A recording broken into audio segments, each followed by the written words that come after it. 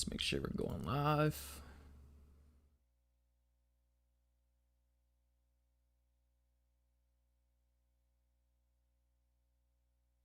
Do you see us live? There we are. All right. See it, Sammy? Got it? Yep. I have it pulled up now. Got it. All right. Week 3. Welcome back, everyone, to the Santos Show. This is me, Justin, Sammy on the right-hand side of your screen. He was gone on vacation last week.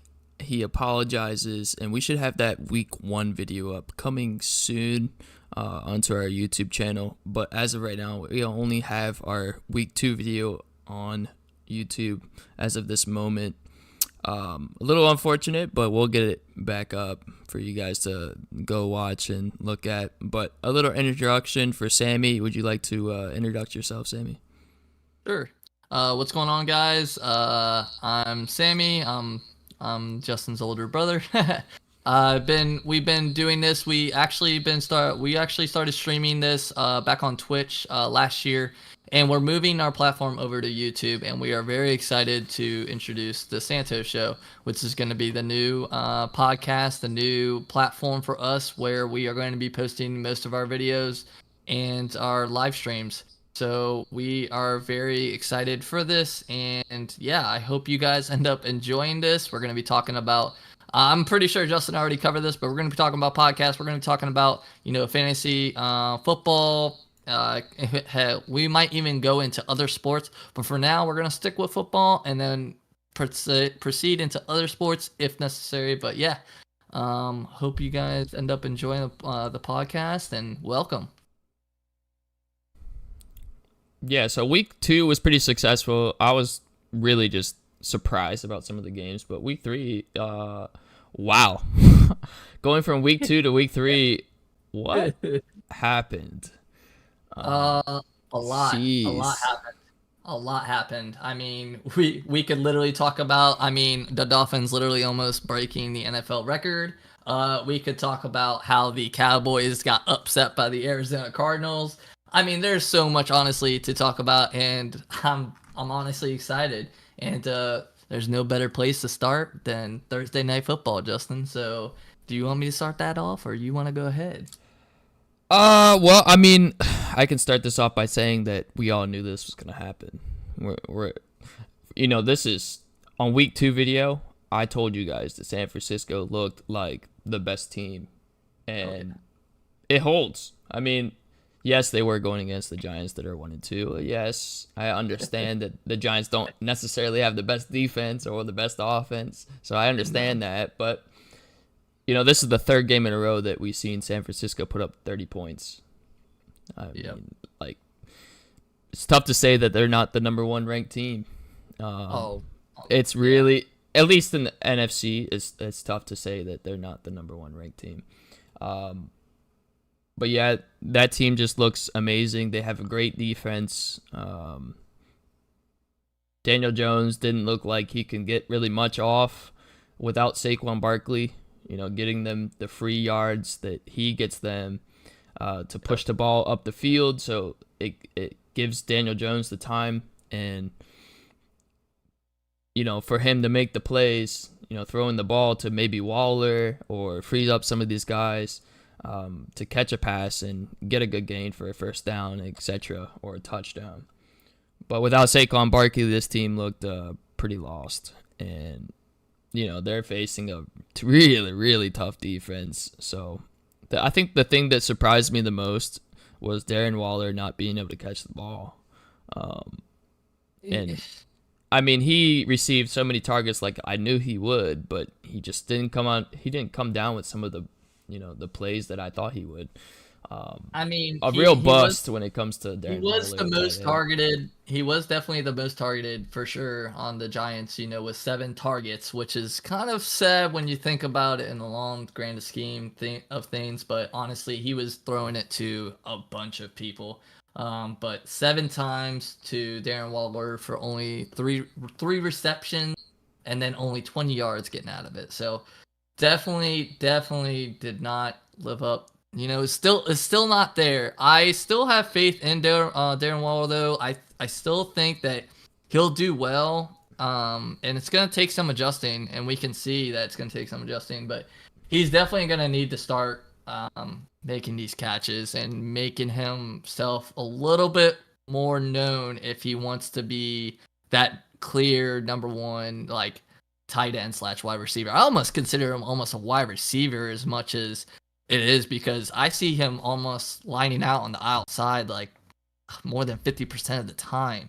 So honestly, like I said, if you're gonna line up like that, you need to start making your catches. And it showed, like, with 7 targets and only 3 receptions.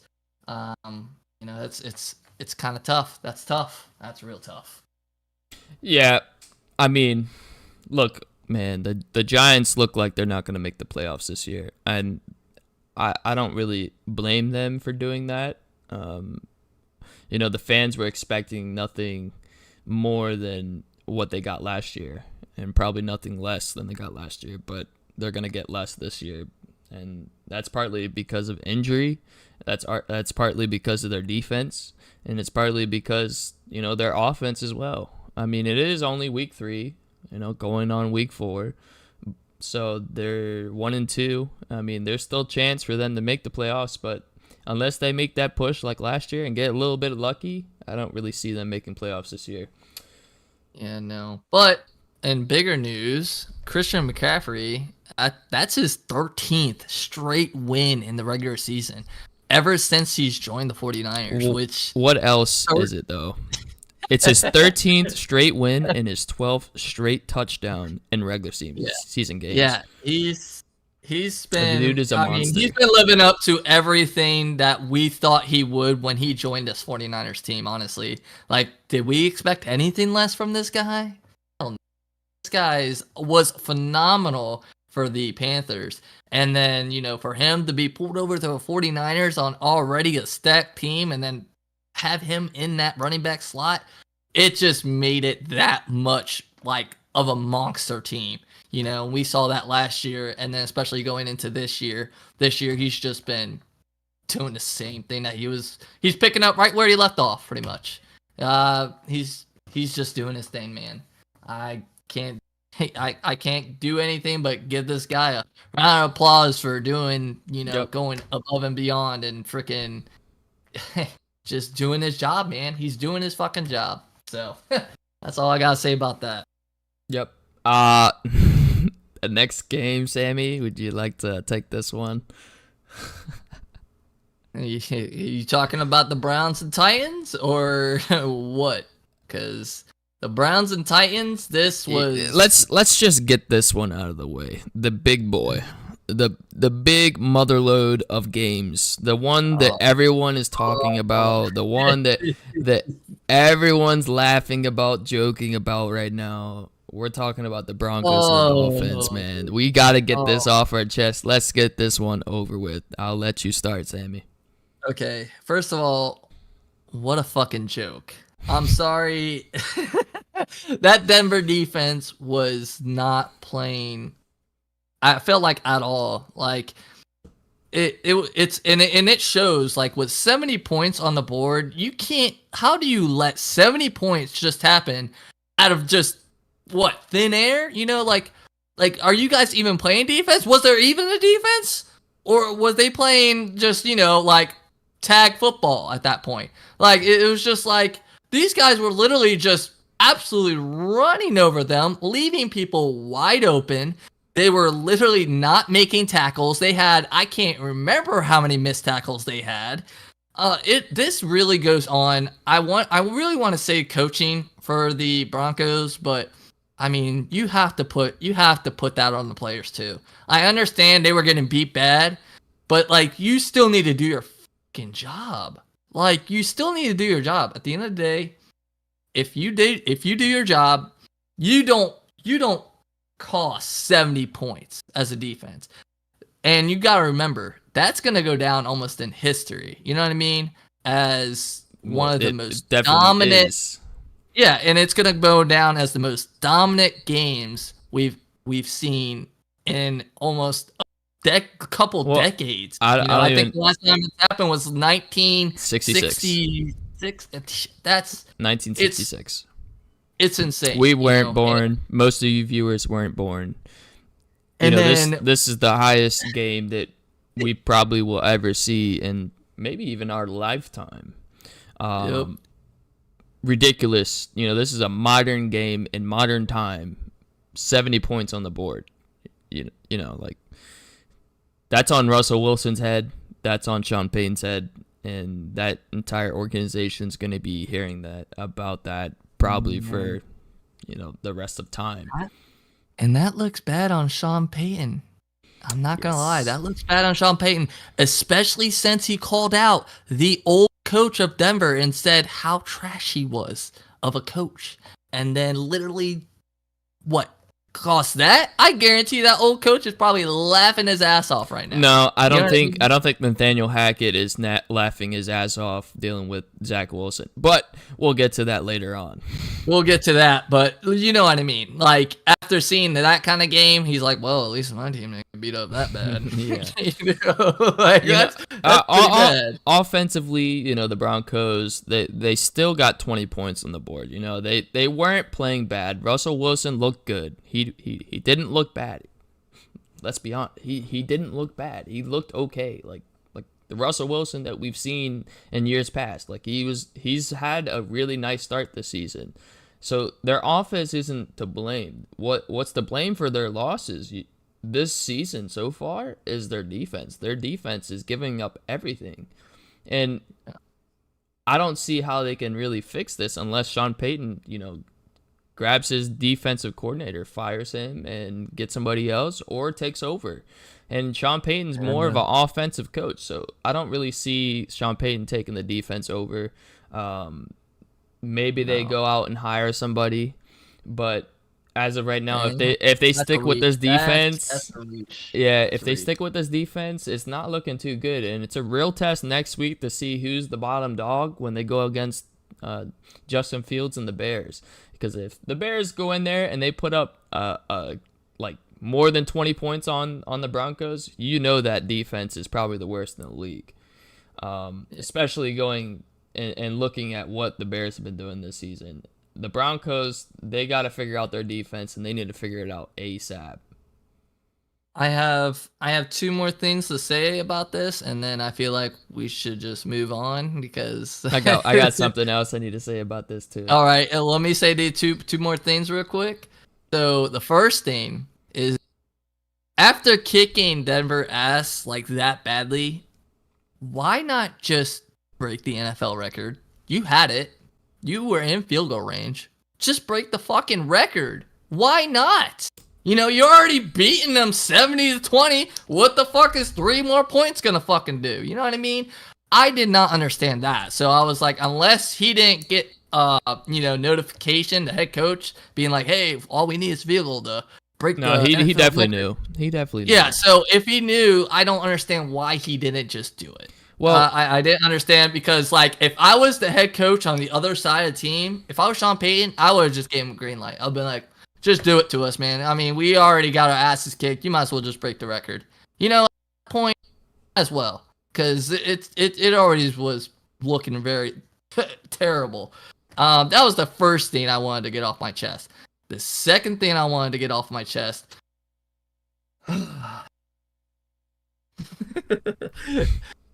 Please, all I'm asking is, I think the Dolphins are the number one in the AFC. And I'm just going to say it now. If they don't lose Tua, I think they're going to be number one in the AFC. I don't think they lose. I agree. I sort of agree. I sort of agree with that take. But I don't think. I think that they are the clear-cut number one in the AFC, with Kansas looking. I mean, after this past game, we'll get into that. They were looking better, but they're just looking better. And then the Bills, same with them. They're just looking better, but nothing crazy. Nothing like the Dolphins, what they have been doing. So if the other AFC teams don't start picking it up, Dolphins are going to pull way ahead, and I don't see them slowing down anytime soon. That's all I had to say. I mean, for me, watching this game, when they led the game at like 35 at half, I was just like, what is going on? And then they just ran the ball after halftime, like constantly, every single play. They were trying to get the game over with. They were not trying to prove themselves or anything.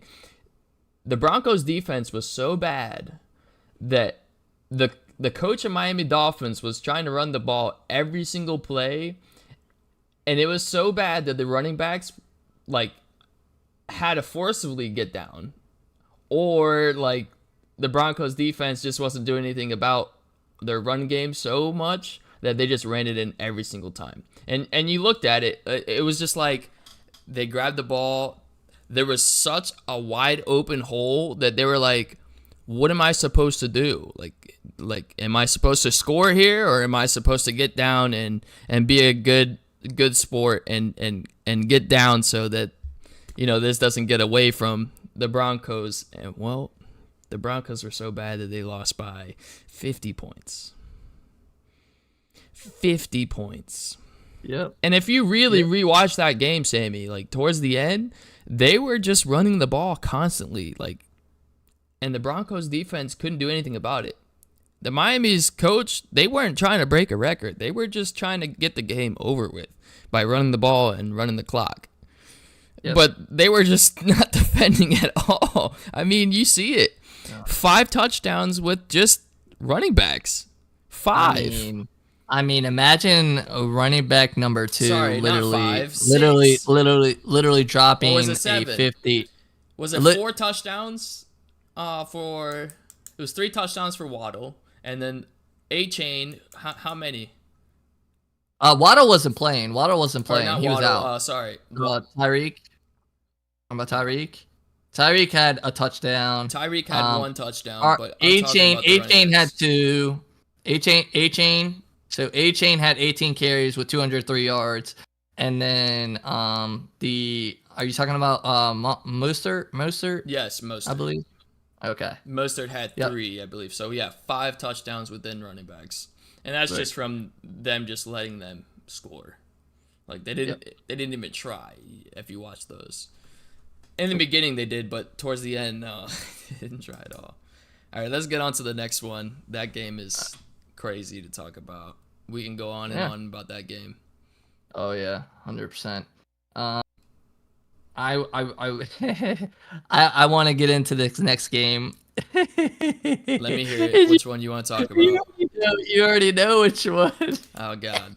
Well, let's get through the Sunday ones, and then we'll get to. Oh, we're doing the Sunday. It's still on Sunday. I'm not going anywhere else. We're gonna talk about how about them Cowboys? How about them Cowboys? Oh God. Here we go. Oh man. What happened? What happened? I don't get it. I don't get it. What happened to the top 2-3 defense in the league?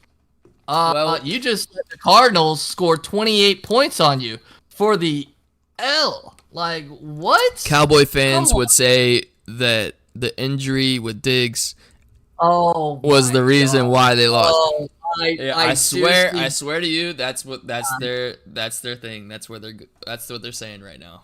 I don't want to hear it, man. Like I'm sorry. If you're saying that, you are just throwing out excuses. This is not no freaking like defensive tackle that is literally a prime like an Aaron Donald or a freaking JJ Watt. This is not no freaking one of those guys that are literally absolute beasts. This is literally just a cornerback. Yes, he's a top cornerback, but he's not going to like literally be the whole freaking team. Like this is a team effort when it comes down to it, and they just collapsed. And honestly, if you really look at it, like what do you see? Like what's the number one thing you see, Justin, out of this game that points out to you where the Cowboys went wrong. What was it? I mean, you could say that the interception, cost them dearly in the red zone. You can also say that they didn't come prepared for this game. In my eyes, I think they didn't come prepared for this game because the moment the game started, you saw Dak, like, pregame, just smiling, having a great time. But you can kind of just tell that they took this game for granted. Like, they knew this game was going to be really easy based off the last 2 games that they had against good defenses, good offenses, etc. They came into this game and they said, wow, free win. Let's just give it 50%. And they went in that with that mentality. You saw it in the first, quarter, really, when no team has been able to run on the Cowboys. Cardinals just go in there. James Conner just slaps it on them, just runs right through them. Their running game, you saw Dobbs run the ball. Like, I don't know how to really analyze this game without saying that the Cowboys went into it without even, like, giving the Cardinals a chance. Just said, well, they're below us. I want to talk about this, and the biggest thing I want to talk about, Justin, was, and it's funny because, like I said, if you really believe Diggs was the problem, okay, so what happened with your rush defense? Yeah, that's what I'm saying. What happened with your rush defense? I'm sorry, how many carries did they have? And they had not 1, but 2 over 40-yard plus rushing yards, like as their long. You had one from Dobbs who ran 44 yards, and this is their quarterback who ran 44 yards. Second string. Second string. And then you have Randall Moore. And Moore, if I'm correct, he's a receiver, and he literally ran 45 yards as a receiver, as a running back. You know what I mean? Like, I'm sorry, like they were just getting, like, it just went to their head. That's it, really. They had a chance to be top of this division, but now it slips away. Now they're second place, and I mean, we'll talk about the Eagles and the Bucks later, but the Eagles right now in first place in their division. They don't look like they're gonna drop any lower than that. So this is rough for the Cowboys to have this loss against this team when it really should have been an easy dub, like everyone's been saying. 10-point favorites, like, ended up being, opposite, on the opposite side. So, kudos to the Cardinals. Everyone thought they were tanking. I thought after halftime it was going to be like with the Giants, come out of halftime and boom, tank fest. They're just going to straight up just let everything go the Cowboys' way. But nope. They said, not today. We're not tanking. They made a big statement letting everyone know that we can win games against the best teams in the NFL. Right. Yep. I mean, not much more to say than that, Justin. I mean, I already touched on it. Like I said, you just can't have excuse for what just happened. Like, it's just, it needs to fall on the players. Do you think because here's the thing, when the Cowboys are winning, Jerry Jones loves to be in the media. Do you think there's a photo or a video of him being really upset or mad after this game? If there is, could someone just send me a link, put us a link in the chat? that'll be straight humor. There's nothing more I like than seeing Jerry Jones be mad. It's hilarious. Especially, imagine he looks like a strawberry. And you know who they verse next week, Justin? They verse the Patriots. Imagine them losing against the Patriots. Oh, with Mac Jones literally not doing almost anything all year, and that would be icing on the cake. Well, if that was to happen, then the Jets would be last place. But we'll get into that later. We'll get into that later. All right, next game. I'll let you pick this one. Go ahead. All right. Let's pick. Ooh. All right, there's two really good games that I want to talk about, but let's talk about the Saints and Packers. I want to talk about this one. Derek Carr goes down third quarter ish, around there. Goes down with a shoulder sprain. Yeah, can't remember what it was. I believe shoulder sprain. Yeah, I believe Anyways, that's what it was. He goes out after a sack, for a shoulder sprain. Winston comes in, can't really get anything done. Wasn't really his fault, just didn't really come out knowing that he was gonna play. Didn't have that kind of rapport with the receivers. Looked a little bit off, but this was the Saints game to win against a rookie quarterback, pretty much rookie quarterback, because this is his first time, first season actually starting. But the Packers, how about them, man? Coming back, literally 17-0. Coming back and ended up, or no, I think it was 11-0.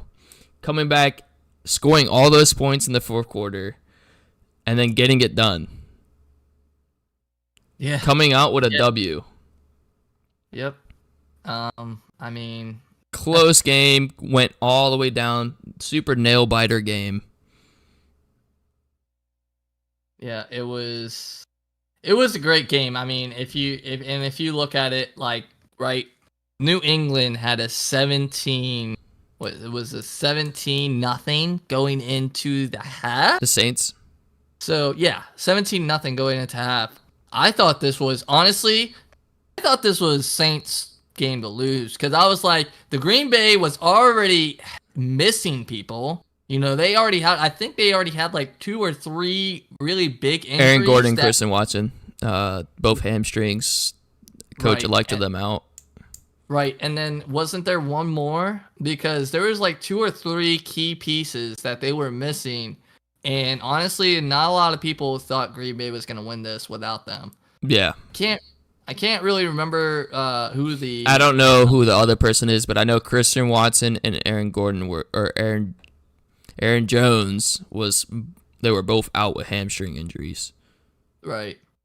Yep. So, I mean, if you looked at that whole entire injury report, it was insane. You had a cornerback that was out. That was Alexander. You had a linebacker, Campbell. You had wide receiver Watson out. You had Aaron Jones, running back, out. You had Egton Jenkins, the guard. You had Zane Anderson as their safety. You had a lot of people out for the Green Bay for this game, and for them. Let's talk about how good does Jordan Love look. Remember, this is his first time actually starting with the Packers. Matt LaFleur put him in there and didn't really expect much without Christian Watson. Everyone thought that, Dobbs and Reed weren't those guys because they're also rookie guys that, nobody knows about. So everyone thought about the Green Bay Packers they lost Aaron Rodgers. They're about to be a bottom team. Well, let me tell you otherwise. They're 2-1 right now. And they got a really, really nice schedule coming up. And I think these Green Bay Packers are a 10-win, 11-win team.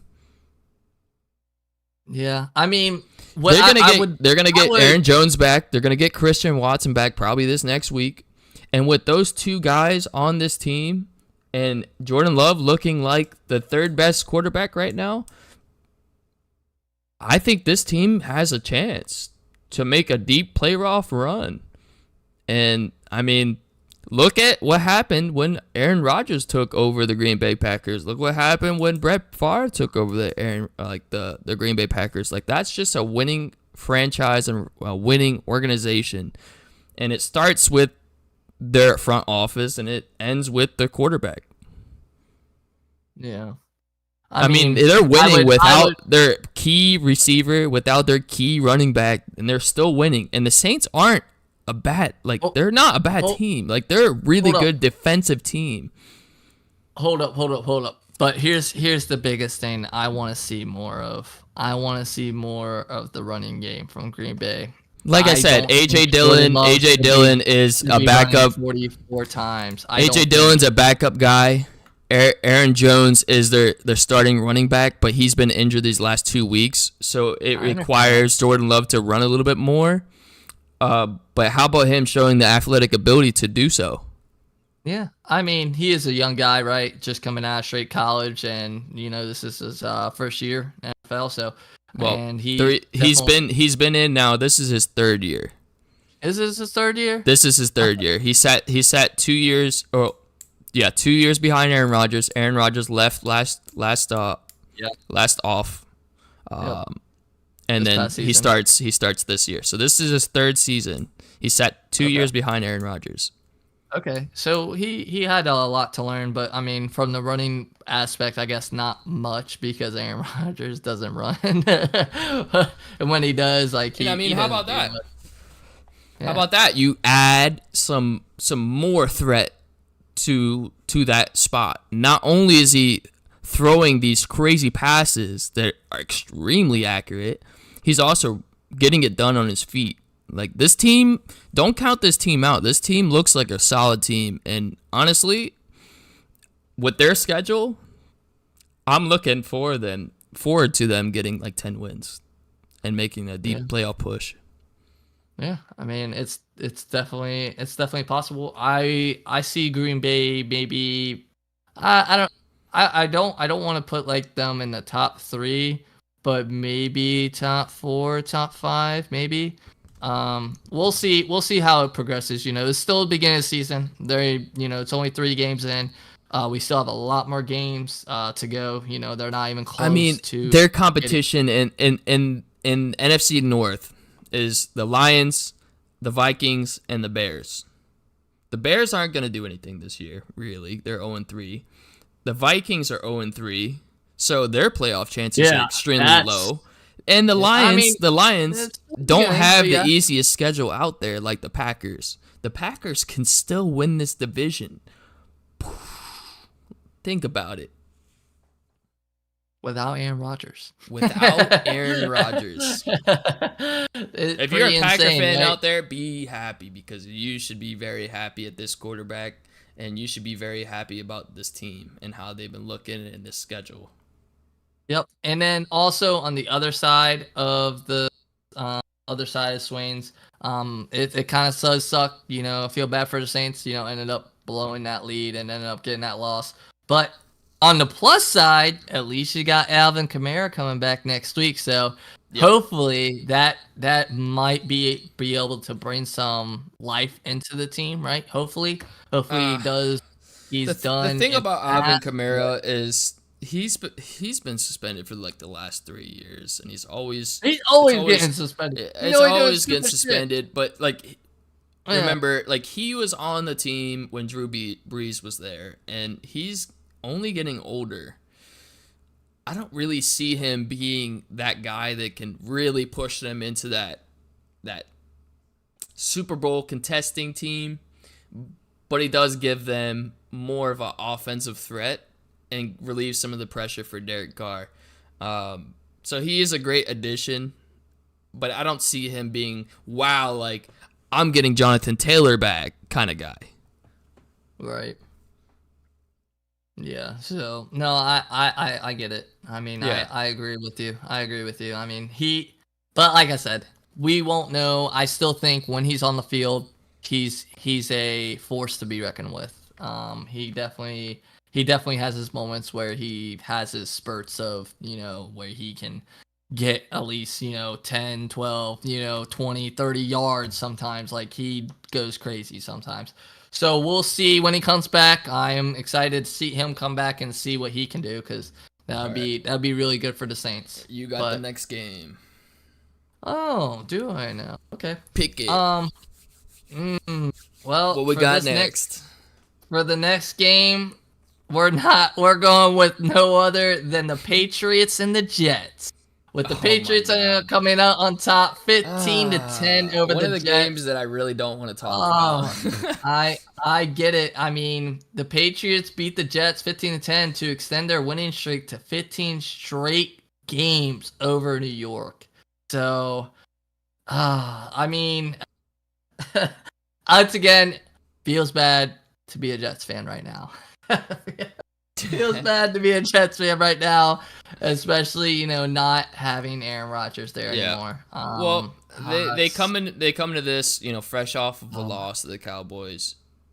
The Patriots aren't the Cowboys. They can get something done. Like they should have been able to do something more than what they did. And if anything has become more evident that Zach Wilson is not a starter QB in this league. He needs more time to develop. He needs a coach. He needs somebody to mentor him and guide him through the process of what to do and how to make reads.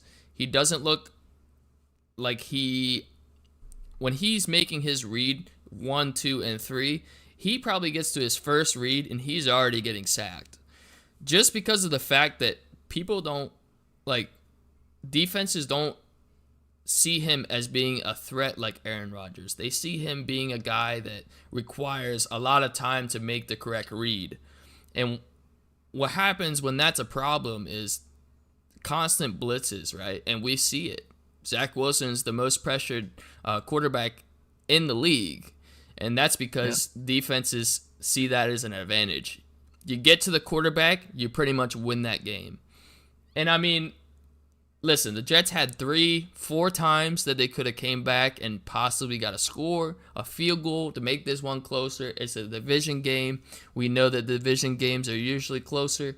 15-10, I mean, to only put up 10 points is pretty sad. Yeah. Especially when you have a top defense like that constantly gives you the ball back. And the weapons. Let's talk about the weapons here. You got Garrett Wilson. You got Alan Lazard. You got freaking Randall Cobb. We're talking about Dalvin Cook. We're talking about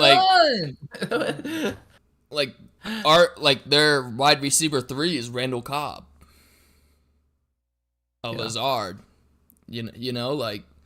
That's their wide receiver 3, and those guys, we seen their records. We know they can make catches. But with Lazard, like Aaron Rodgers is the one that brought Lazard on the map and put him on the map last year. If you remember him back in Green Bay, this guy was a nobody, and this guy started making incredible catches, and this guy can fucking catch the ball. And he's just one of those guys that runs great routes. And if you run great routes with a great quarterback, you're gonna make catches. Yeah, and should be making touchdowns, but unfortunately that hasn't been happening. Now I will say this: the Patriots almost did ended up blowing it at the end there. That was scary. That was real scary. That was real scary with that Hail Mary. And I saw Randall Cobb literally just his hand out and almost ended up grabbing. I was like, woo-hoo-hoo. Oh, man. I was like, geez.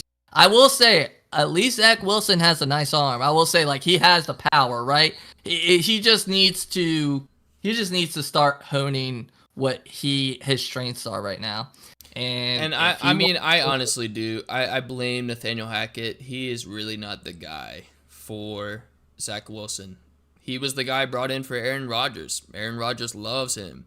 Zach Wilson is not a pocket passer. He's more of a guy that likes to scramble, kind of get more time, use it with his legs, and then find an open receiver kind of guy.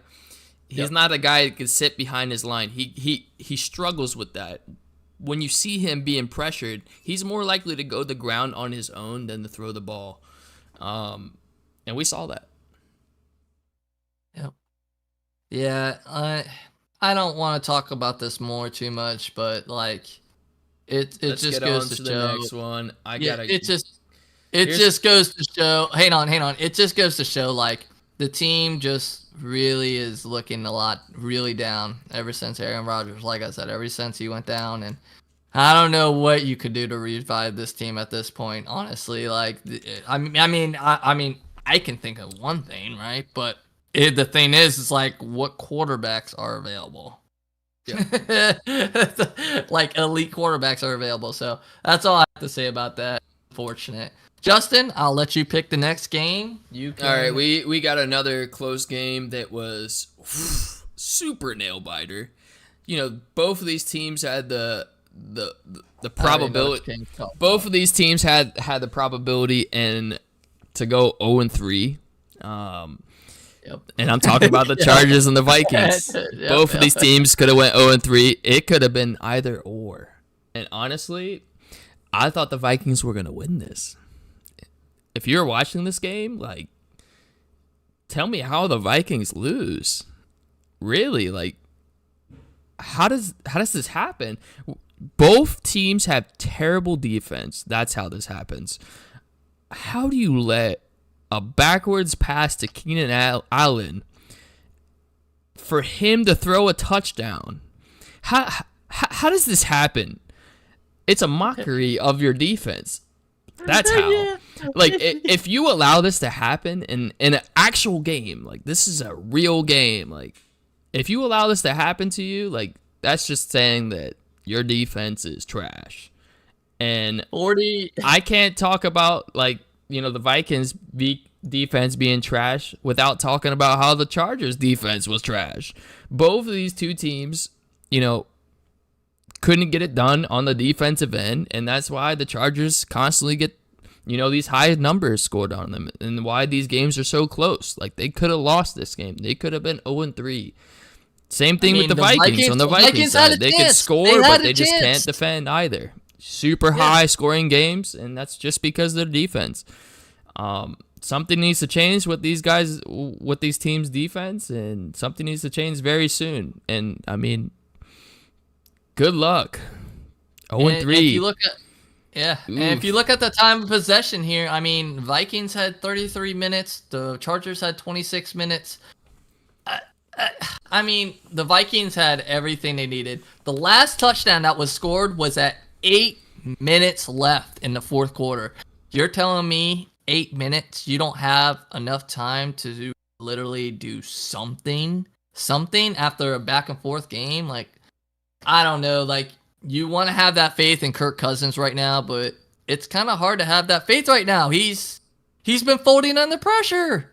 You know what I mean? Like, he's just been folding. So, as a Vikings fan, it kind of feels bad, but at the same time, you also really have to look at, you know, what's going on behind, you know, closed doors, especially when it comes to the coaching staff. Like, you know, is the coaching staff doing what they need to do to make sure that Kirk Cousins is put in the right position to make sure that they're getting the right play calls?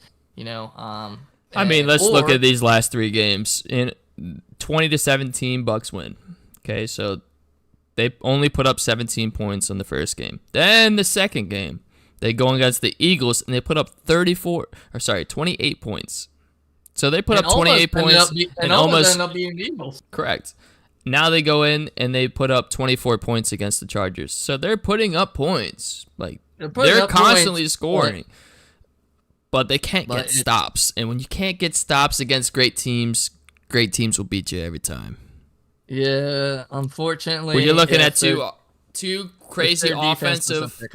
Yeah, we knew coming in, like, when I sat down and watched this game, I knew that whoever had the best defense is going to win this game. And that's just what it is. Chargers have phenomenal offense. We saw that on display the last 3 games.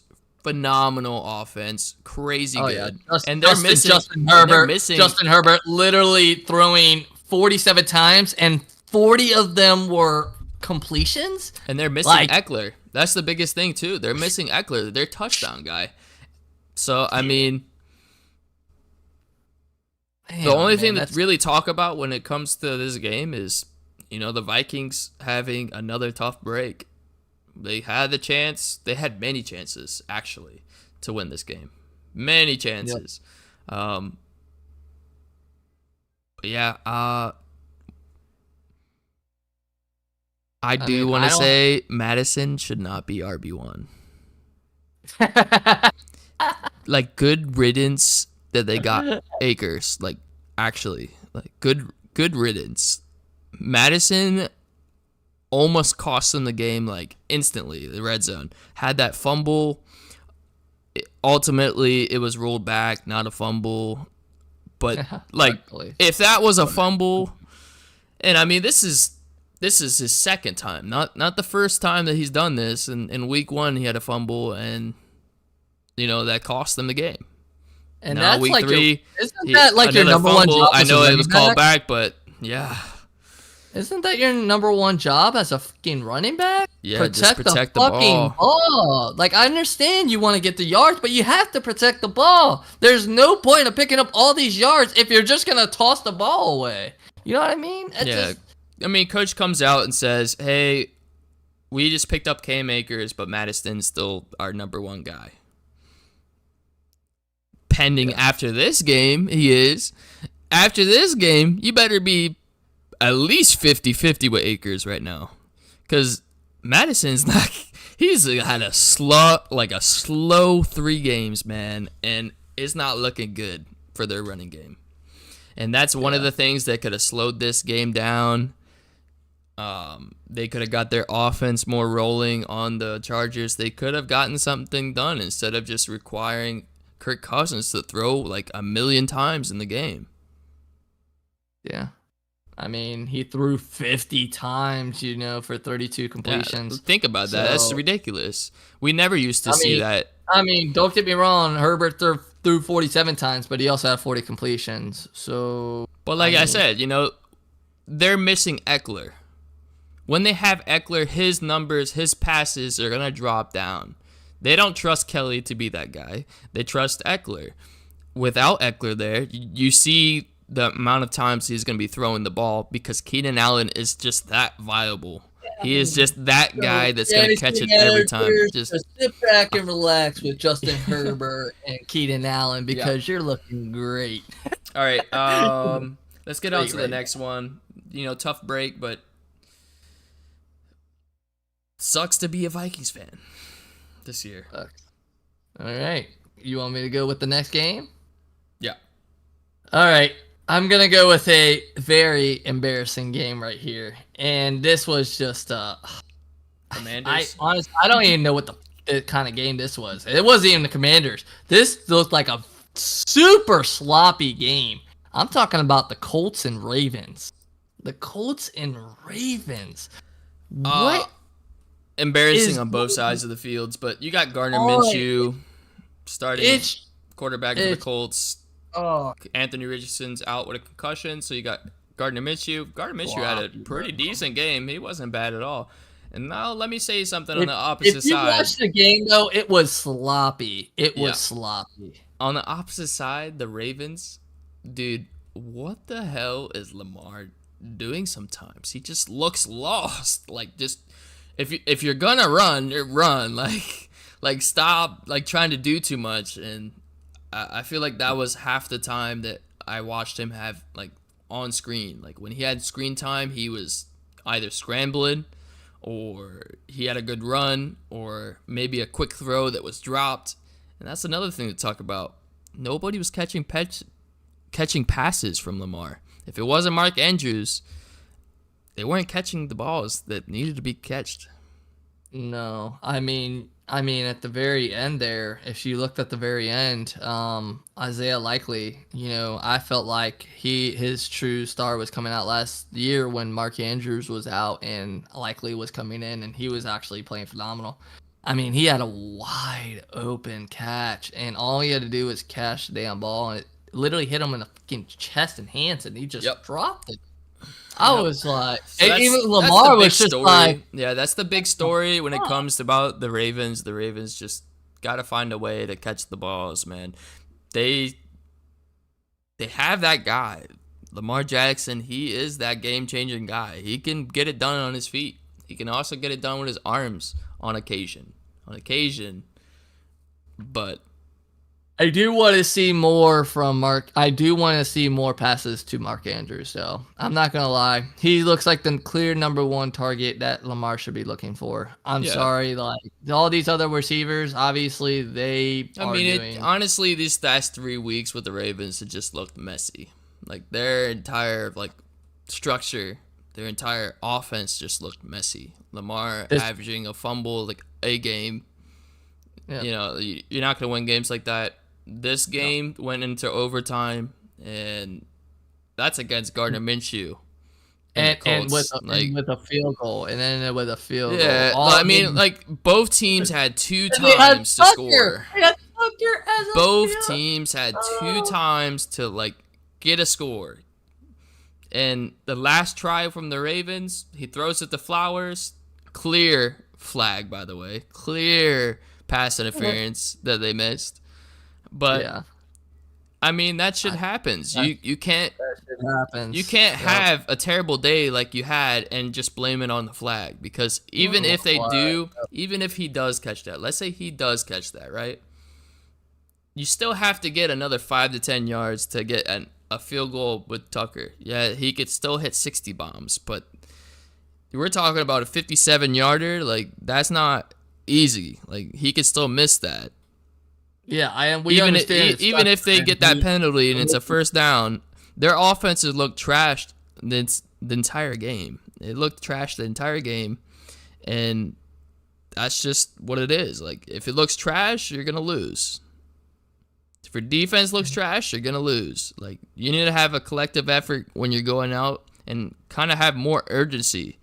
And I just feel like their play calls towards the end of that game wasn't with urgency. No. Nope, it wasn't. And their wide receivers really need help, man. Without OBJ there, they're not looking. Yeah, they're not looking too good for a guy to secure a catch when they need it. They're struggling. And I got some other freaking receivers they can ease. Like, I'm not even gonna get into it. Like, there's receivers out there. Honestly, I don't even feel like they're being utilized right now. And I'm like, man, imagine if that receiver went to this team or something like that. You know what I mean? It would probably honestly turn this team around and make them more of a top team in my mind. But as of right now, they're playing very sloppy. Good for the Colts. So. Good for the Colts. Yeah. Week 3. Good for the Colts. They're 2-1. They're top of their division right now in the AFC South. You know, with 2-1, and Houston and Jacksonville and Tennessee all at 1-2. So got another dub. Didn't even have their starter quarterback in the game. It still got a dub against honestly, a playoff team. Yep. So big kudos to them. So Justin, I'll let you pick for the next game, but that's all I had to say about that game. All right. I'm picking the Chiefs and the Bears. Okay. The reason why I want to talk about this is someone needs to be fired. I'm talking to you, Bears.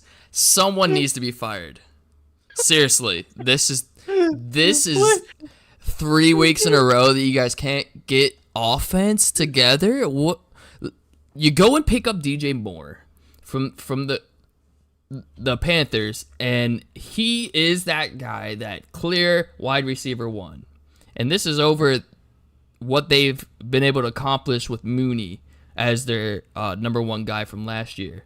You know, they go out and grab another wide receiver.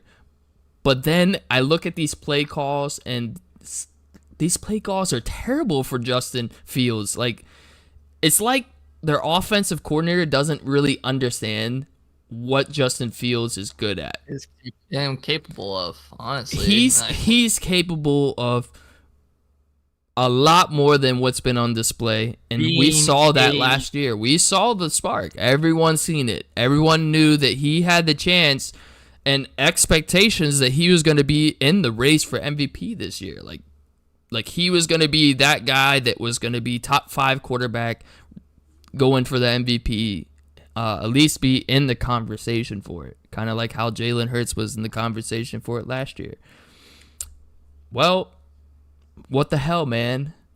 Like, seriously, what the hell? 10 points against a broken Chiefs defense that everyone's been able to score on this season so far. Besides y'all. Y'all look garbage. And that's so sad to say when you have the offensive pieces that they have. It's so sad. Mooney, Moore, Fields, Komet, like they have a lot of pieces that should at least won one of these games. 0-3. They look disgusting. Not calling any run plays, not design QB sneaks or anything. Just especially after constantly dropping back, coming from behind. And when they're behind, the coach is just like, just drop back, see who's open, throw the ball. And I mean, it's not working for them. They need to figure it out. They need to figure it out quickly because this is absurd. 10-41. I know you guys aren't the Broncos, but you guys are looking like the second scrubs after the Broncos. Or worse than the Broncos. The Broncos at least have some kind of offense. Yeah, at least you're not wrong, man. I mean, they need to start utilizing Justin Fields' legs. I'm sorry. I understand they might not want him to get injured. I understand, they don't, because they don't have maybe a very good at all, secondary string quarterback. But I'm telling you right now, you might as well put in your secondary string quarterback if you're literally just going to keep playing Justin Fields like this. This is just embarrassing. This is embarrassing to him too.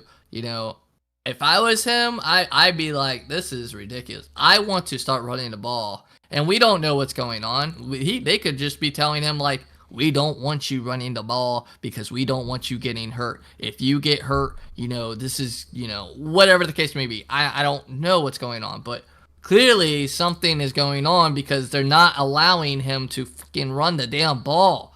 Not enough. I mean, he had 11 carries for 47 yards. What quarterback can't do that?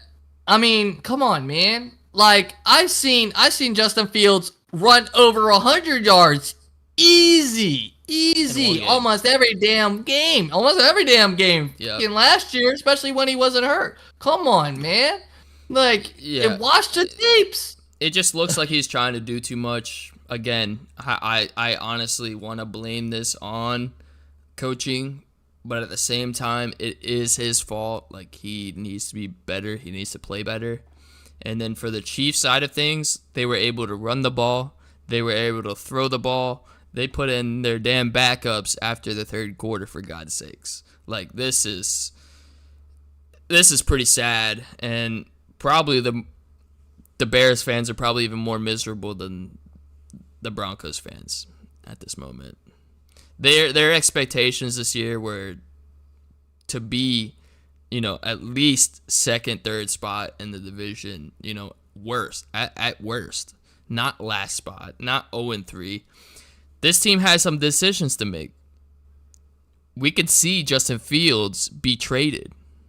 We can see them tank and go get a quarterback. They already got 2 pick swaps. I believe one with the Panthers and one with another team. And they're both first and second rounders. Like, this team can look to get another quarterback if Justin Fields doesn't show up. What do you think? I mean, I honestly, I feel if I was Justin Fields right now, I just give it all you got, right? Yeah, I might as well put it all on the table. Show your potential, and then if the Bears start sitting you, at least another team's gonna look at you more than likely and probably gonna want to pick you up. Jets. Like, imagine the Jets. Here's the thing. I don't think this is a great pickup for the Jets, and let me tell you why. Because when you look at the Bears offensive line, the Bears offensive line is putrid. They let everything go through. Literally, just cannot block. I mean, the Jets O-line is kind of the same. That's what I'm saying. It's not. They have the same offensive pieces that the Bears have. It's not anything changed. The only thing that's going to be changed is you go from the worst defense to a top 5 defense. That's the only thing that changes there. So it could work out because of the defense, and he's better than Zach Wilson, obviously. But you're looking at like the same kind of guy. Yeah. He can't save their franchise, just like how he can't save the Bears franchise. No. Unfortunately not. But I don't want to keep talking too much more about this. We've been chatting for a good bit about this game. Last thing I want to say is Great job to Kansas City. You know, they went out and they showed out, so big congrats to them. But it's only against the Bears. I mean, I understand it's against the Bears, but they still did a great job. Patrick Mahomes still getting it done with 3 TDs. And then also Travis Kelce getting a touchdown, and then McKinnon also getting 2 touchdowns. So great job overall from them. So there's a couple Sunday games that we can briefly kind of go over. The Texans and Jags probably deserves a little bit more. Titans and Browns, not particularly. How about the Browns being able to run the ball all over the Titans when the Titans have one of the best run defenses in the league? That's one of the things you don't do against the Titans is just run the ball. You just throw it. But how about them being able to do both? Yeah, and Deshaun Watson actually 289 yards, 2 touchdowns. I mean, that's a pretty clean scorecard. Derrick Henry got shut out. Couldn't do anything against the Browns. He's gonna do shit. Yep. Tannehill couldn't do nothing against the Browns. It was just an easy dub for the Browns the whole way. And how about the Titans defense against Amari Cooper? Just can't even stick with the guy. I mean, just, he only how about him being extremely wide open? He had 116 yards and a touchdown. So, I mean, just styling on their defense. Just There's one play that I do want to talk about. These refs are terrible in this game, and let me tell you why. There was a play, 3rd down. Amari Cooper gets the first down. He throws it over to the left side. Okay, Amari Cooper gets the first down. The ref calls it a catch. Okay, he makes a move and he tries to run around their defensive end. Okay, he achieves that. The refs blew the whistle, so everyone's looking around like, what happened? The refs blew it dead because he said that he stepped out of bounds. They reviewed this. They looked at it. He didn't step out of bounds. He goes, and Amari Cooper runs all the way down to the end zone. So he thinks he scored. He's like, this is a score. What the hell? Yeah. I didn't step out of bounds, but the ref blew it dead. So this game could have even been, it could have been even a bigger blowout than it was. Oh, yeah. Yep. 100%. But that's it for that game. Texans and Jaguars. Do you want to talk about the rookie quarterback? For the Texans and Jaguars, I mean, Texans defense showed up. Texans offense showed up with a bunch of rookies. And what about Trevor Lawrence? Still, he looked terrible. Not performing how he should. This offense that he has, the amount of weapons he has, like I said, this is another fucking team that he has so many weapons, but he is not utilizing them. A lot of slow starts from some of these guys. After 3 weeks, that's a large enough sample size to know that he's not performing well. Yeah. Another one. Panthers and Seahawks. This game was a 10-point difference. Seahawks take this one home. It's kind of what I expected after. But hey, I will say, I will give it to Andy Dalton. I will give it to him. Yeah. He put up a fight. He put up 27 points. Not bad. As expected from a veteran. As expected from a veteran. Doesn't really have the crazy pieces that he had last year. No. DJ Moore not being there anymore, but the Seahawks just ran the ball all over the Panthers. Kenneth Walker, 2 touchdowns. What the hell? Didn't even have to throw the ball. When they did throw the ball, it was going to DK Metcalf.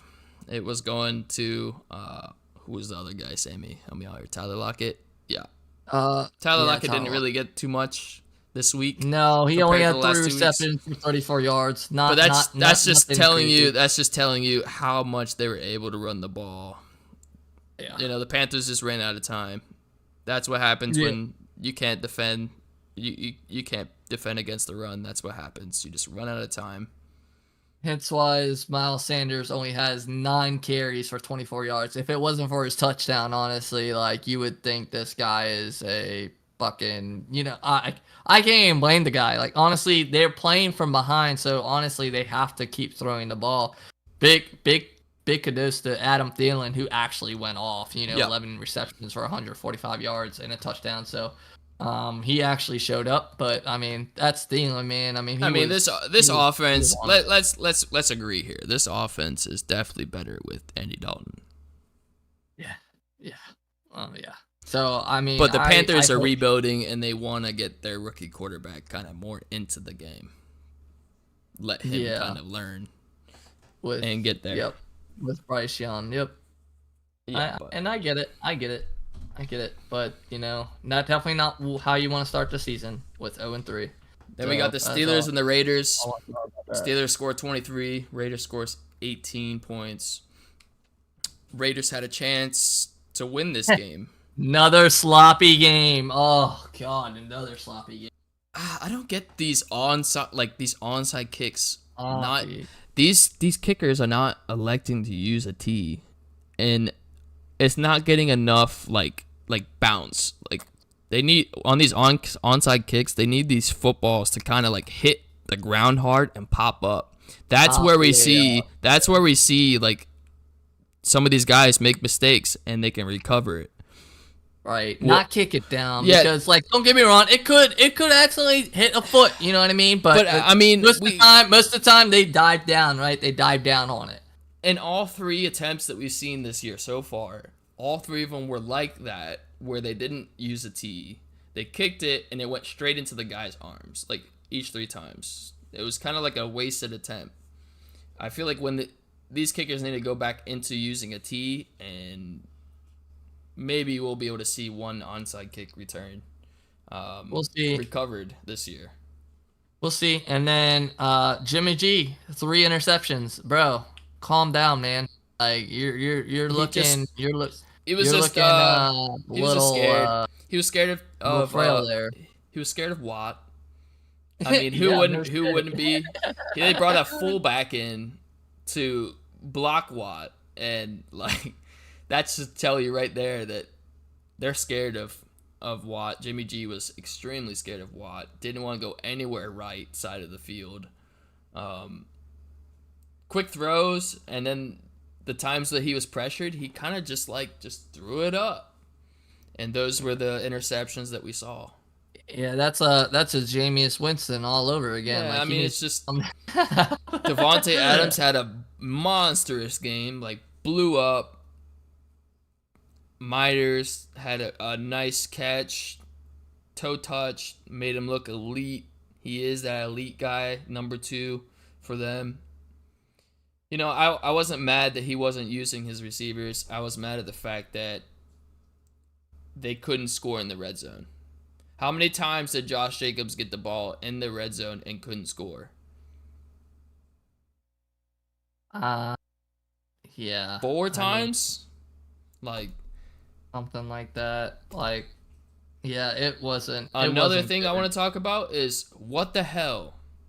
What was the coach thinking of the Raiders? Why do you not go for the touchdown on 4th down? Why do you elect to kick a field goal when you need a touchdown anyways? You're already there. Get the touchdown, then do the onside kick, and then I guess he had more faith in his defense. I don't understand that at all. I really don't understand that, because you have to travel from, let's say, the 70-yard line, 80-yard line, all the way up just to get a touchdown within a minute. That doesn't make any sense when you can travel up to the midfield and possibly get a field goal within a minute. That sounds a lot better than going to get all the way down in a minute for a touchdown. He's not Tom Brady. I don't know what that coach was thinking. You're right there on the 5-yard line. Get the touchdown, go for the 2 or get a field goal, and then do the onside kick and see what happens, Then it's a little bit closer of a game. They're more nervous. Mistakes happen when people are nervous. At least history tells us. Yeah. But, that coach decision kind of pissed me off at the end of that game. Do you have anything you want to add about that game? Um. Kenny Pickett and Pickens looked good. But other than that, their offense Yeah. wasn't great. Najee He Harris didn't. still didn't really go off and have that game that everyone's expecting him to have. With a Fryer quarterback rating move, of 70.8, went that's back not to bad. his touchdown guy, tight end. Wide Mhm. open, I might add. Extremely wide open. Yep. Easiest touchdown he's probably going to have in his career. All right, Monday night game, Sammy. Here we go. Right. Well, hold on. Let's brief. I want to brief over the games that we didn't really talk about. We just Oh, well, I go think we only missed one. I think we just missed the Falcons and Falcons and Lions, right? and then Bills we and also Commanders. missed Bills and Commanders. Yep. Okay. Those were the two that we missed. So just to recap, real quick recap, guys. Falcons lose the game 6-20 against the Lions. Jared Goff he did his thing against Falcons. Big congrats to them. That was a big win for them as the Falcons was 2-0. So big win for them. And then the Bills, another really big win for them. Honestly, I mean, the Commanders, their defense, I don't know where they were. They were definitely not showing up because Josh Allen just did whatever he wanted. I mean, besides that one interception he threw, I mean, he still did his thing. And then who was there? Who's the Bills running back again, Justin? Remind me. Who's the Bills running back? Is it Cook? I believe it's Dalvin Cook's little brother. Oh, it's James Cook. Yep, Yep. You're right. So James Cook, yeah. So he ran 15 times for 98 yards. So not bad at all. So yep, big congrats to them. Big win for Buffalo and big confidence booster. Hopefully going into the next game, because I believe Yeah, I don't really have much to say about the Bills and the Commanders. next game, and they needed this confidence booster because their next game is going against the Dolphins. So that's gonna be a fucking game. I can't. Yeah, that's gonna be a good game. The last time we saw those two face off against each other, it was in the snow. So we'll see Josh Allen not in the snow, which is gonna be great because it gives Miami a big chance to win this game. The Bills, the reason why they won is because of the snow, and that really is the case. That's the reason why they won that game. But this time there's not going to be any snow, so let's see what happens. But Bills Commanders 37-3. The only thing I want to say is defense came to play today for the Bills, and then the offense, they looked great. Commanders didn't look like they were ready for this game. They weren't ready for a top 10, top 5 team in the league. Right. When you look at and see who they've versed, I mean, like, they went and played. Let's see here. Who are you talking about? The Bills? The Commanders. They went and played the Broncos. They went and played the Cardinals. So I mean, right. So I mean, it's not the Bills. The Bills, showed them who's the top guy. Who they have to beat if they want to compete. They couldn't. Honestly, they could run the ball, but they couldn't throw it. They didn't run the ball that great, but it was still like they ran the ball a couple times and they got some yards, 10, 15 yards, but something about their offense didn't click. Yeah, I don't know what. And then their defense was absent, absolutely absent. Oh yeah. Where is Chase Young? We didn't see much of him. So and then for the Texans and for the Falcons and the Lions, where was the run game for the Falcons? What happened? Clearly nothing. I mean, are the Lions defense that good to stop Atlanta's running? Like, Algier did nothing. Bijan couldn't really get it together either. Yeah. I mean, Ritter looked scared to throw it. this team didn't look too good against the Lions. The Lions just had the game from the start. Right. Yeah, I don't have too much more to say about that. I don't really have anything honestly to say about that. That was just one of those games. It was just like, eh. I mean, Jared Goff doing Jared Goff things, looking Yeah. efficient, playing efficient. Yeah. So, but I really want to get into Monday night games because we are starting to run lower on time, and Monday night games are, let's talk about it, Justin, and let's talk about the first game. I mean, all right, so pause stream. If you guys don't know it already, me and Sammy are both Buccaneers fans. We've been Buccaneers fans for life. We're both born in Tampa, Florida. We don't live there any longer. I am still in Florida, but Sammy lives up north now, and he's still a Bucs fan, and everyone teases him about it now that we lost Tom Brady. But screw you guys, we're 2-1. Hey, we're still. Who expected that? Who expected that? Come on, we win against the Eagles, man. Like, come on. We'll get into that game. It started at 7:15 last night. Yes, it started at 7:15 last night. So, honestly, I am very disappointed in how slow our offense started. It was horrendous. It was very hard to watch. Very hard to watch. Yeah.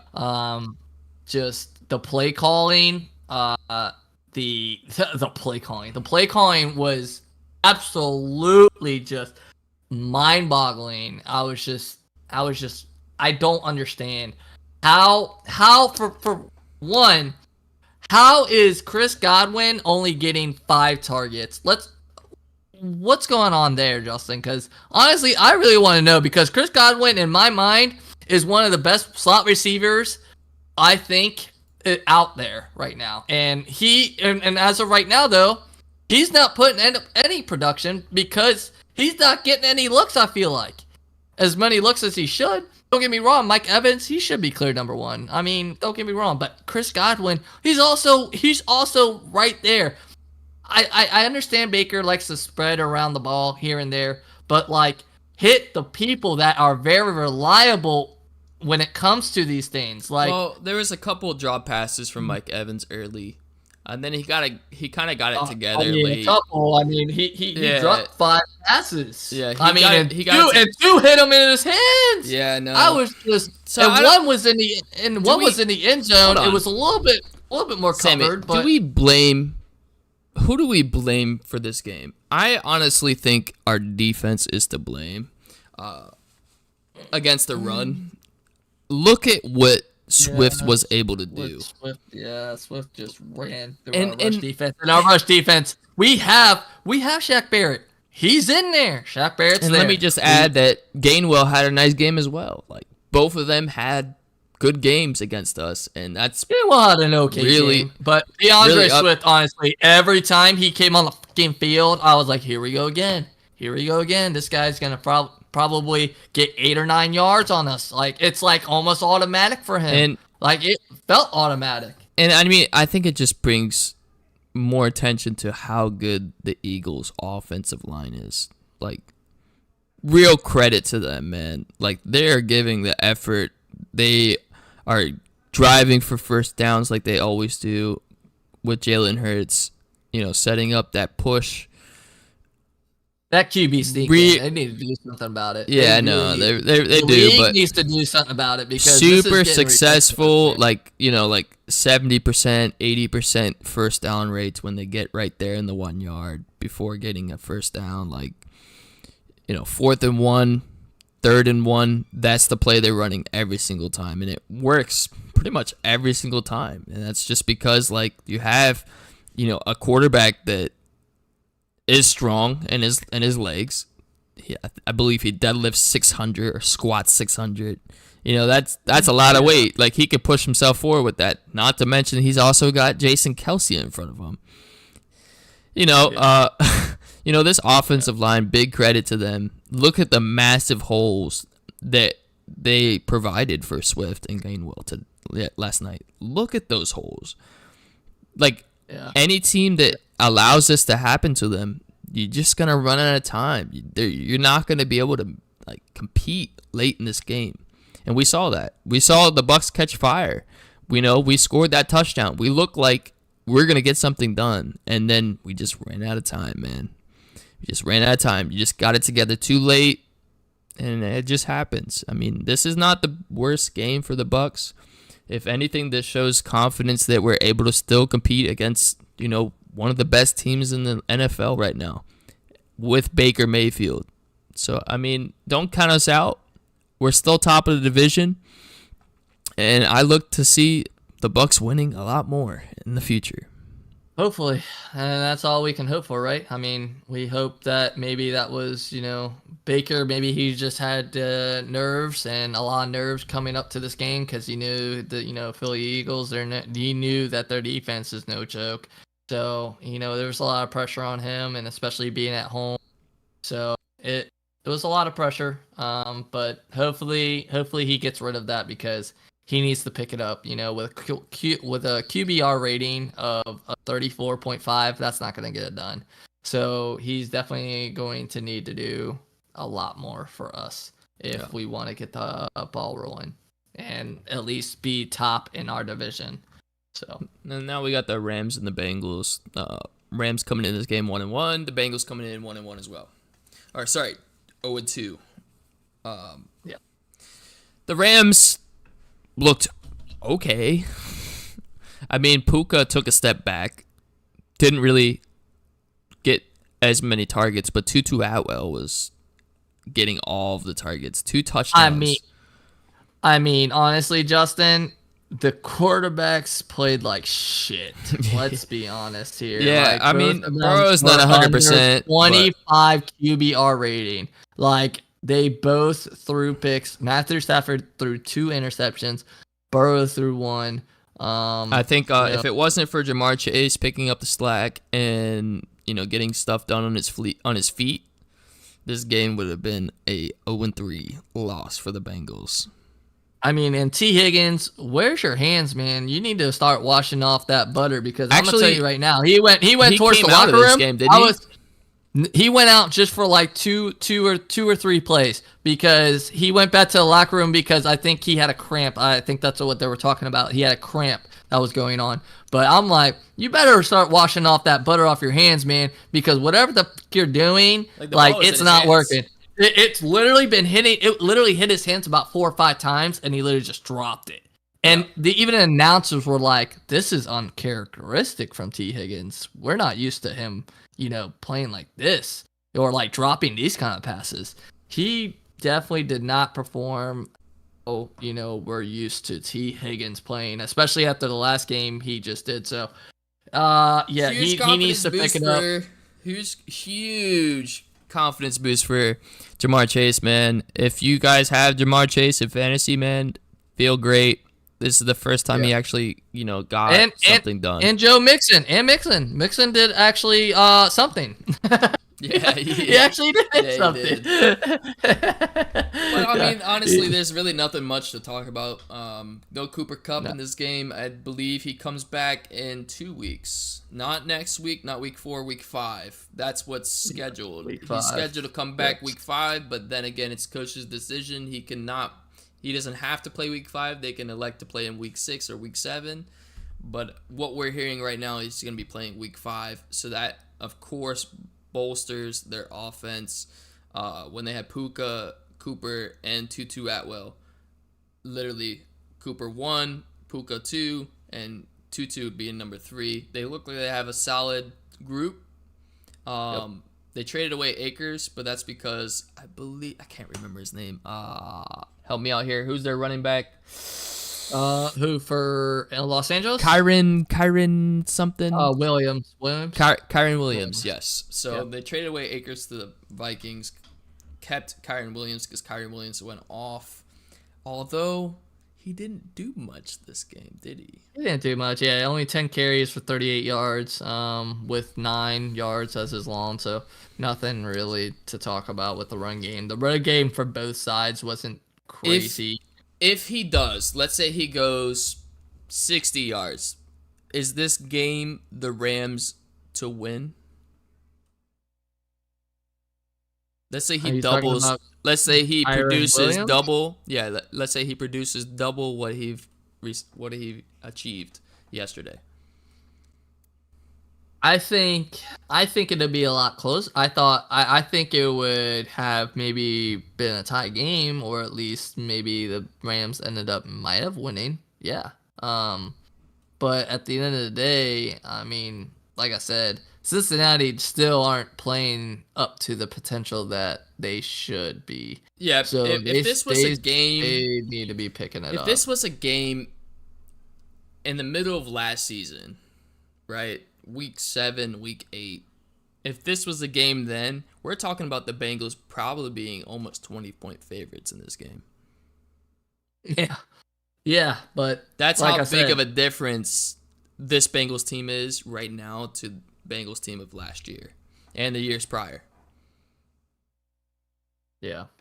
Like, this team made it to the Super Bowl 2 years ago. Now you're gonna tell me that they're 1-2 with the same squad? Yeah. I mean, they got crazy. injuries. They got injuries. Burrow is not 100%. He's still got calf problems. They were debating on even starting him this game. But if they don't start him, they go 0-3. And their playoffs drop. Their playoff chances drop significantly. And if I'm not wrong, didn't Joe Burrow kind of look a little hurt towards the end, or no? Yeah.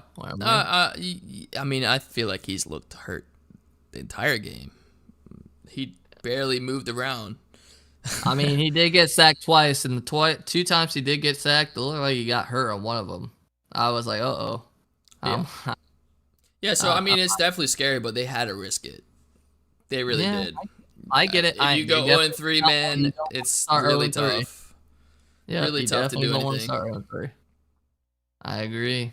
And then honestly, the last thing I wanted to talk about was, like I said, I just want to see more production out of the Bengals, man. They have too many weapons for them not to be utilizing more of, and I really hope they start pulling it together and people actually start catching the ball, because actually Burrow was throwing not bad and people were just dropping the ball. So they got a tough division too. Everyone in that division has 2 wins, 1 loss. Yeah. It's real competitive division. Cincinnati is in last place, and Pittsburgh, Baltimore, and Cleveland with a 3-way tie with 2-1. So. Yeah. So that's just gonna be tough if they can't pull it together. They're looking like they can't make playoffs this year. Yeah, I also feel for the Los Angeles Rams, because they're in a really tough spot. I mean, you got 49ers who are probably going to end up winning the NFC West, and then you also have Seattle, who it depending on how many more wins for the stream, Sammy, would you like to like guess on? We can write this down, by the way. Would you like to guess after week 3 who's gonna take the division title for each division? No, nah, I don't want to guess. I mean, I think it's still too early. I would say like at the halfway point. So there's 18 games. I would say around 8 after I know injuries come and go. Like if we're looking at the AFC East from last year, everyone probably went Dolphins or Bills easily. I think it's the same thing this year. So let's do that. Let's pick 2 teams that you think are gonna win in each division. 2 teams that are gonna win in each division. Okay, so I'll start it off. AFC East, Dolphins and Bills. Do you agree? Dolphins and Bills. I agree. AFC North. I got the Ravens and Bengals. Ooh, I disagree with you on that one. I'm going the Browns and the Bengals. I think the Ravens start picking it up. I still need to see more from the Browns. They are definitely doing well, but I mean, I don't know. I still think that Lamar Jackson maybe he should hopefully end up pulling his shit together and get his shit together. Okay, So I AFC South. got All right, I'm just gonna throw this one out there. I got the Jags and the Colts. in the dark. But that one's wide open, man. Wait, who do you have? I got the Jags and the Colts.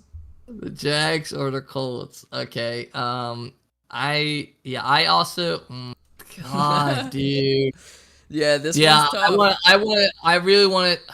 I have to agree with you. I counted out the Titans. I have to agree with you. I'd have to agree with you. I'd have to go with Jags and Colts there. I mean, So it's possible that CJ Stroud and the Texans pick it up after this last game that we saw. it's true, but It's a like wide I said, open division. Anybody can take Yeah, it. Yeah, that's With true. how with how everyone expected the Jags to win this one right out, this one's completely wide open with the ways the Jags have been playing, with the way that the Titans have been playing. This one's wide open. Anybody can win this, but I think the odds are definitely on the Colts and the Jaguars. Right. AFC West. AFC West. I got Kansas City Chiefs and the Los Angeles Chargers. I agree. I don't think the Raiders can. I think they can threaten the spot at least for second. Yeah. I don't think.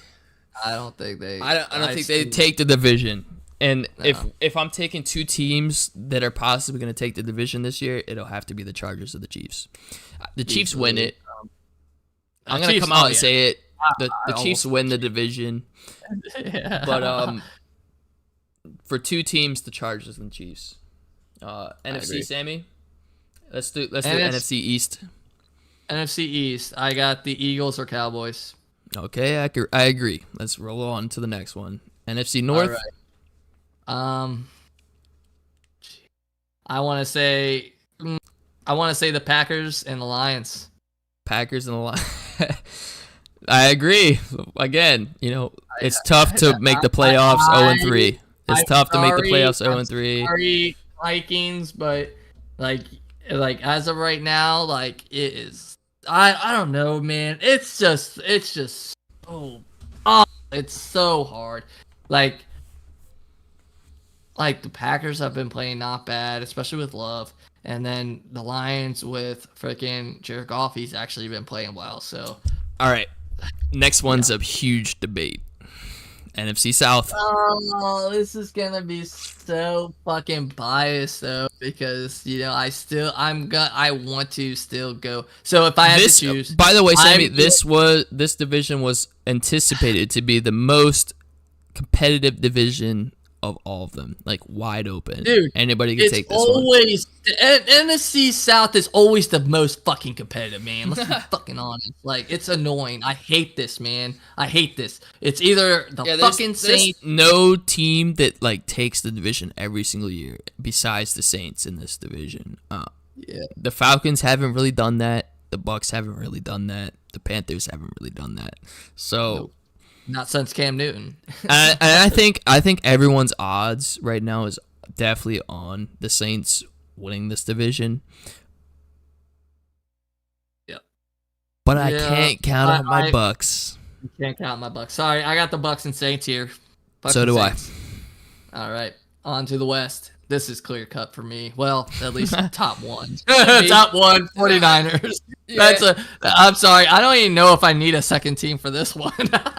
No, the 49ers, I agree with you. I think the 49ers take this one.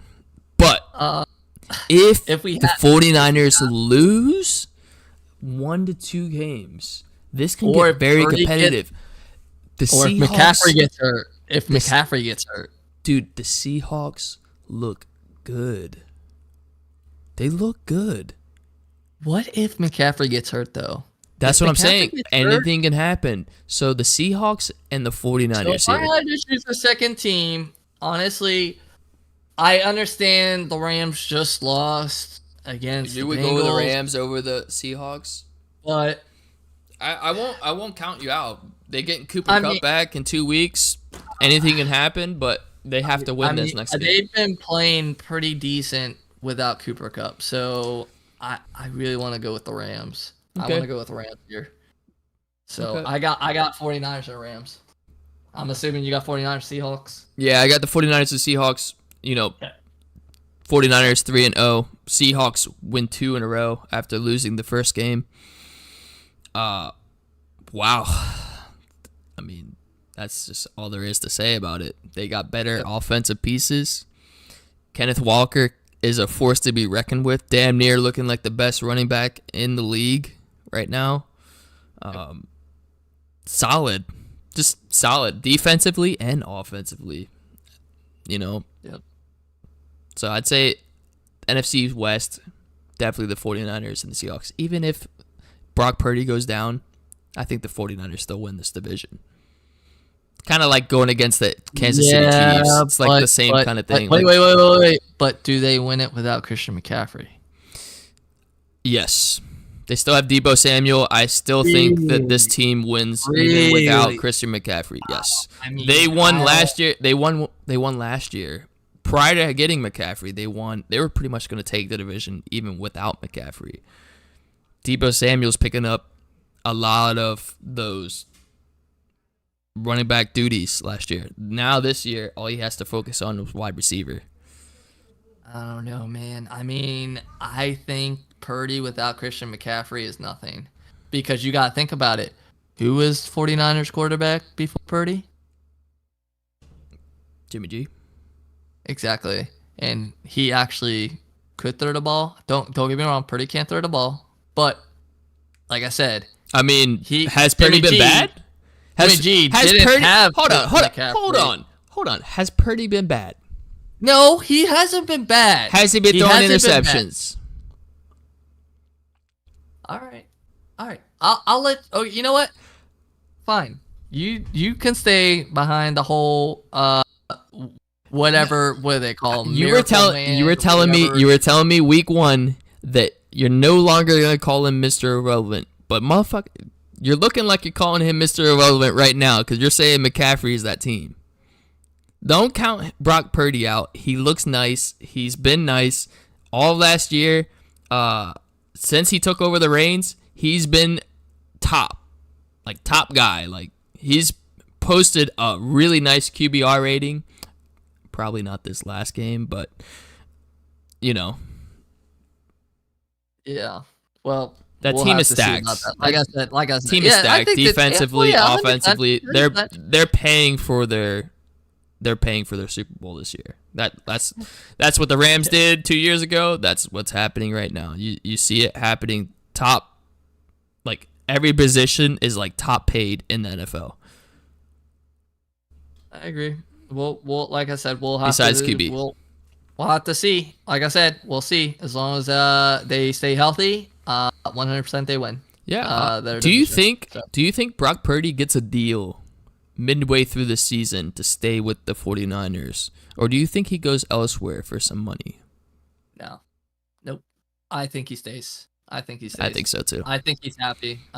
There. So, why wouldn't you not be happy? They're the ones that gave him a chance, and he was able to do what he was able to do, and that's how he got the Mr. Irrelevant, title, and he actually wore it on his sleeve, and he was like, I'm gonna take it for what it is, and I'm gonna ride it, and he did pretty good. All right, Sammy.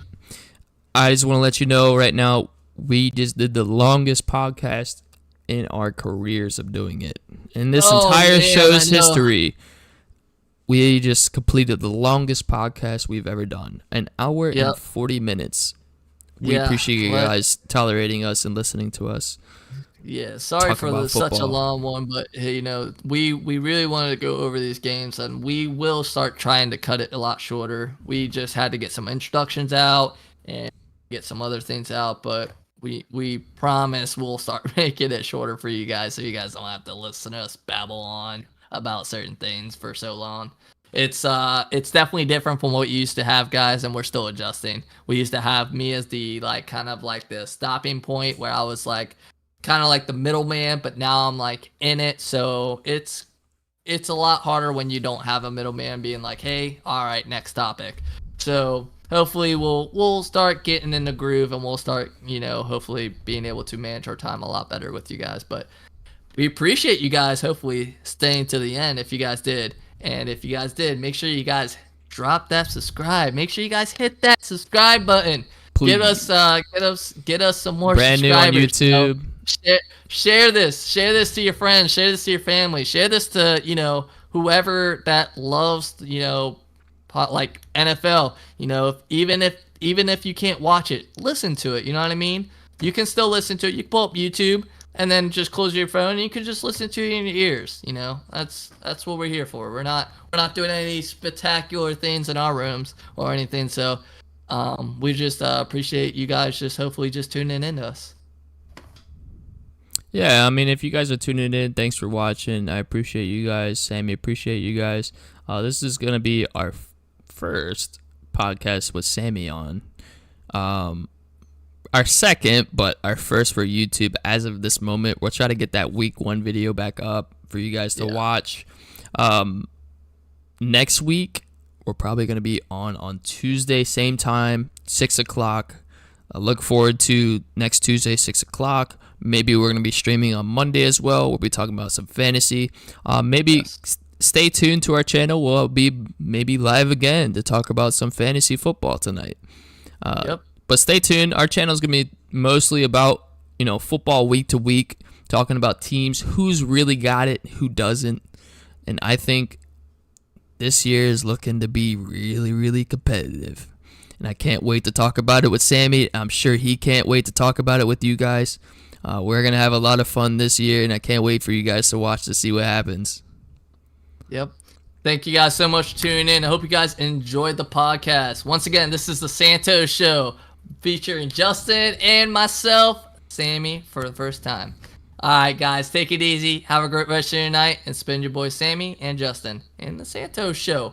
Peace, guys. We're out. Make sure you subscribe.